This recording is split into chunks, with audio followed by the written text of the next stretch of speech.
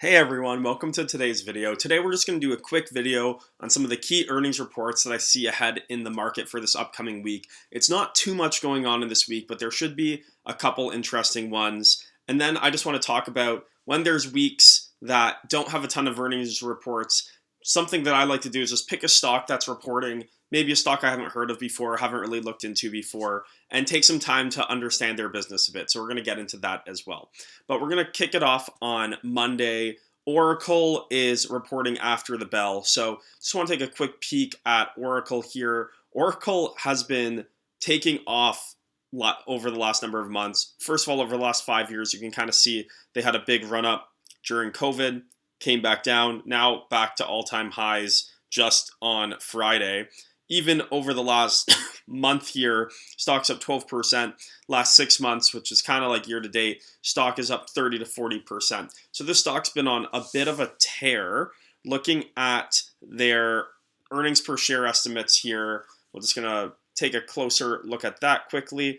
We're right about $5 for this year, and then expecting 10% growth next year, closer to $5.50. So looking at the stock, not trading at too expensive of a price to earnings multiple based off of that. We're talking around 22-ish, and then if you hold until next year, maybe it'll be future earnings closer to 20-ish times earnings, which isn't bad for a company like this, tech company, some cloud-based services, as well as everything going on with AI and big tech kind of popping off in terms of valuations. This one's still trading at a bit of a reasonable valuation there. Some estimate as high as $6 of EPS next year. If they actually pull that off, then this stock will be trading at like a high teens multiple. So it depends on where you think the stock's going in terms of, or the earnings are going, and then what multiple you're willing to pay. But this company seems like they have a lower multiple than lots of the other big tech companies. So $300 billion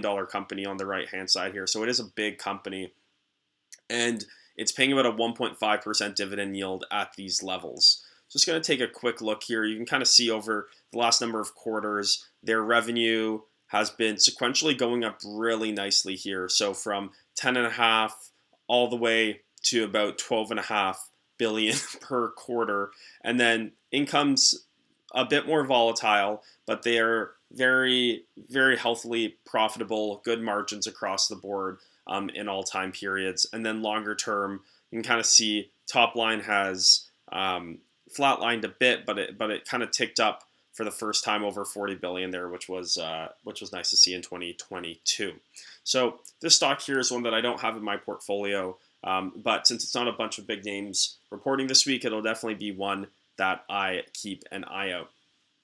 Going to Tuesday, Wednesday, really not a ton going on Tuesday, Wednesday, but there are a couple things on Thursday that I wanted to touch on.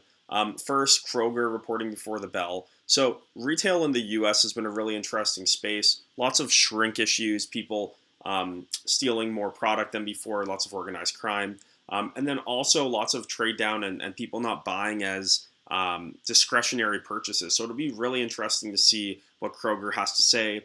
They're, I believe, a grocery chain first, so lots of that shouldn't be hindered too much. But just as lots of their ancillary categories of discretionary products see some weakness, it'll be interesting to see what kind of guidance and narrative that they paint about the U.S. consumer. We saw some other stocks like Home Depot, stuff like that, drop big on retail earnings in the last few weeks. But just taking a quick look at this stock a bit more deeply, over the last 5 years, the stock's up pretty nicely, up almost 80%. Going into the past one, they've really seen some weakness behind some of those things I was talking about there.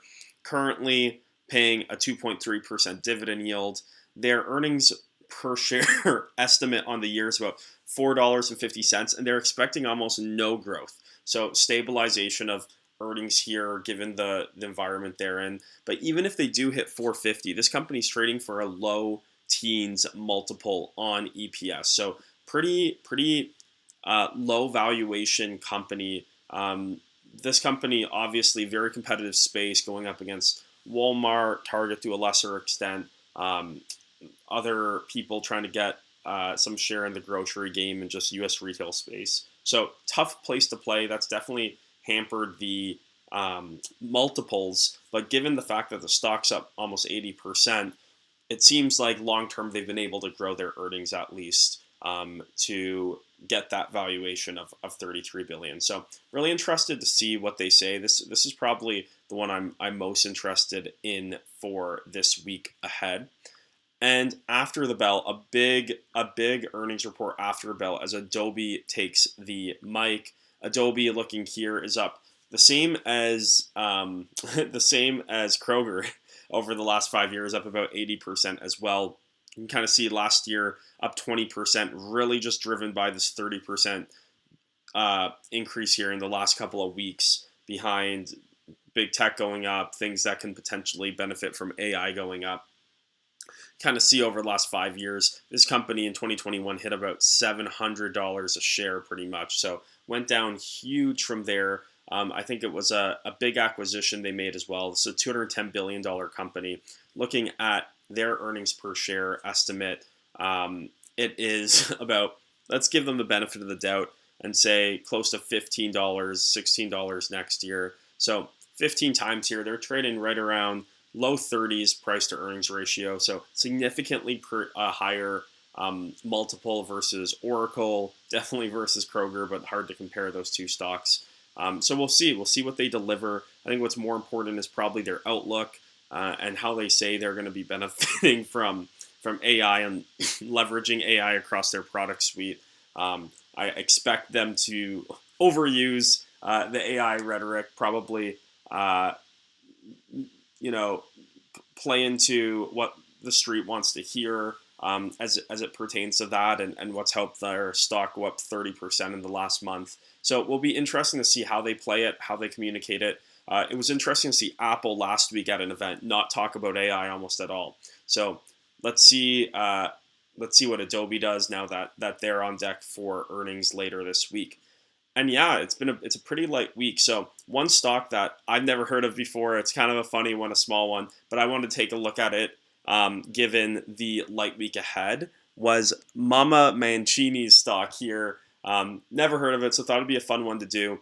This company's a $100 million company, so super small company, but actually a profitable business. They do consumer packaged food. So just looking at their business here, they're trying to become a $1 billion sales company.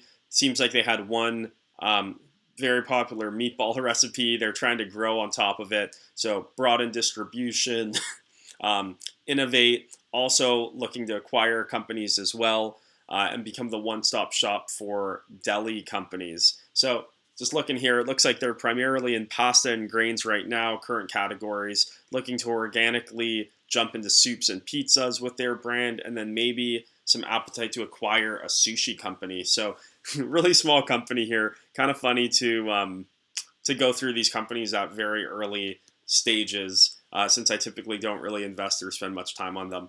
But what's good about this company, when I was looking at it, is they actually have some pretty solid distribution. Aldi, Whole Foods, Publix, BJ's, probably more regional, especially Costco, or else the company would be a lot bigger. But it just kind of goes to show, even with these small ones, if you take a flyer on one here and there that maybe you'd like their product specifically, if they're able to scale, get into national planograms and stuff like that, you can see the value of the companies and the revenues really exponentially increase. Seems like this year, not as many huge ones that have been added as in the past, like Sam's Club, Costco, etc. But still good to see that they're growing distribution, I guess. Looking at their earnings, expected to do about 14 cents per share this year, closer to 20 cents next year, going back to their stock. So they're trading at about 20 times current year earnings, and then closer to a low to mid-teens multiple next year if they actually pull that off. So obviously not a huge company, not a stock that I'm invested in, but given how light this week is, this is one of the lighter weeks I've seen.